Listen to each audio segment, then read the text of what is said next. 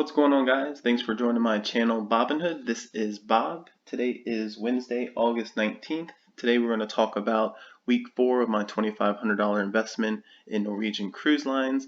We are also going to be talking about cruise news and also new protocols that the cruise lines are currently having.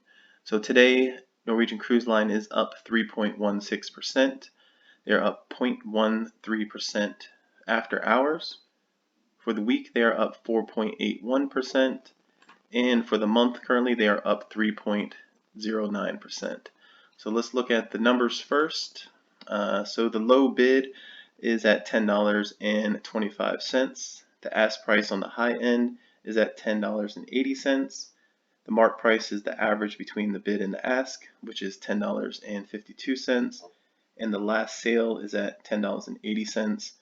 My price that I got for this was $11.35. So my total investment, you would subtract the $2,500 because all of this is times by 100 shares, minus $11.35 would be my investment of $1,365.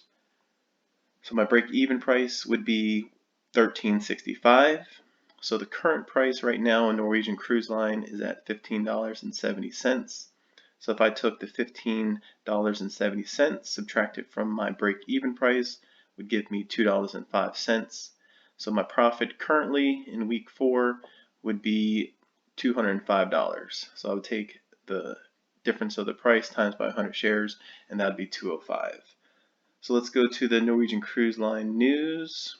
So currently right here, Norwegian Cruise Line and Royal Caribbean are still targeting return in November. Carnival is still looking in the December range. Even when Norwegian Cruise Line or Royal Caribbean will start sailing, they do not expect to sail their full fleet until the second half of 2021.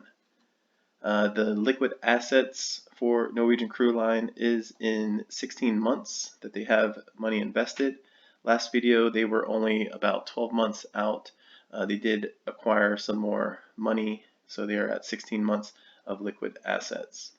The target price for Norwegian Cruise Line got bumped up slightly at $35.54, but of course that's if nothing happens, any COVID on their ships or any more delays in their sailings, but that is over the next 12 to 24 months as well. The booking in early, mid, and late 2021 are strong, even at the slow season. And 60% of the people booking are repeat customers as well. So they do have a pretty good loyalty customers going on, but a lot of the cruise ships, they have that as well.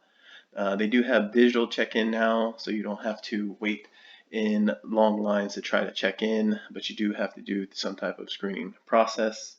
Norwegian Cruise Line and Royal Caribbean, they did join forces to study ways on how to make cruises safer, creating a healthy sail panel. So this is kind of what they came up with and what the cruise ships are trying to enforce when they do open up.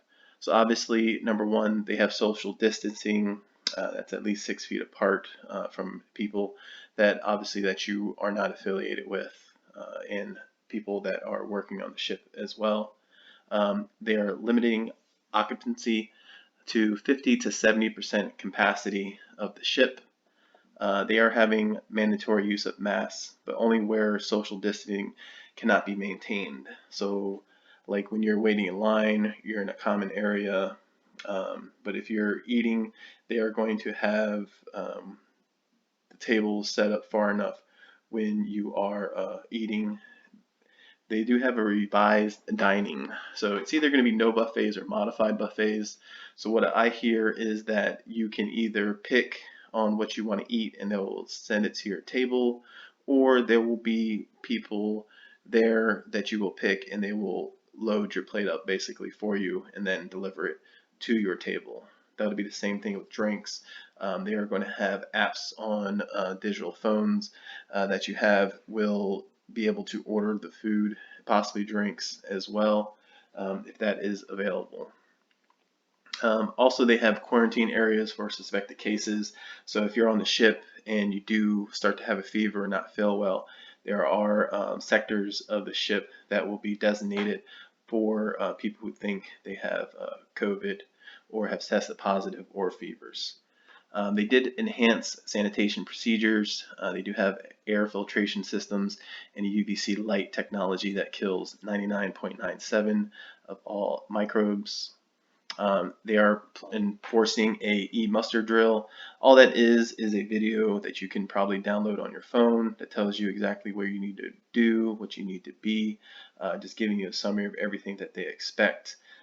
Also, there's an emergency or something happens, they'll get an alert on your phone, and you will have to go in a designated area.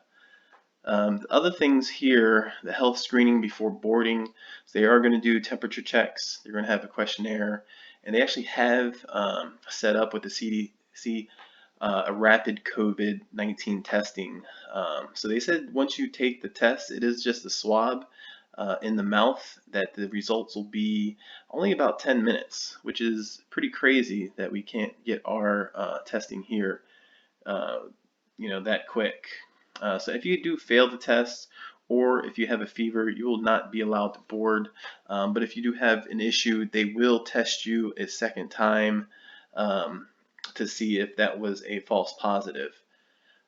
So the other thing, which is probably the highest thing that would concern me, is that if you're coming from a high-risk country listed from the CDC, they said you'll have to take a molecular test.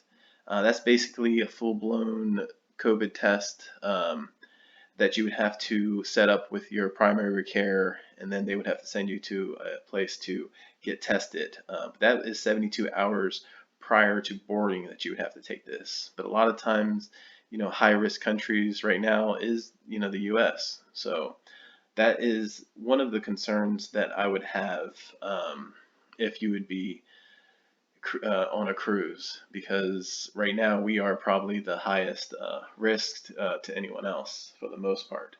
So that will be all for today, guys. If I get any more news or anything like that, I'll definitely post it a little earlier. But for the most part, it'll be a week from now with the week 5 for the Norwegian Cruise Line updates. Please hit the comment below if you have any questions or if you wanted to add anything that I may have missed. But hit the like, subscribe, guys. Thank you. Have a good day.